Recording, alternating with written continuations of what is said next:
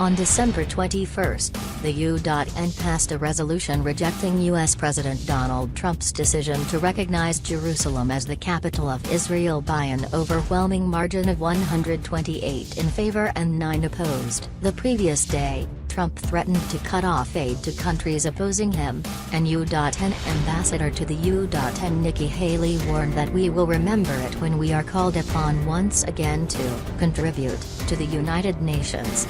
Even so, they were unable to buck the trend. This vote aptly illustrates how the UN's international prestige has fallen. The erstwhile leader of the UN has now become its nemesis, as it turns from defender to destroyer of the international order. In regard to the issue of Palestine, there has long been a consensus in the international community about the two-state solution, in which Israel and Palestine are regarded as separate states, and on the refusal to recognize conquered territory as a capital. Despite repeated requests and lobbying from Israel, the U.S. had never crossed this line, but apparently because of domestic policy goals, and in disregard of the chaos this would cause in the international community, Trump recognized Jerusalem as Israel's capital. On top of that, Trump overtly tried to blackmail other countries before the vote, the way a gangster might do. This is not the U.S. that the world used to know. The U.S. tried to strong-arm struggling countries into supporting its position by threatening to cut off foreign aid.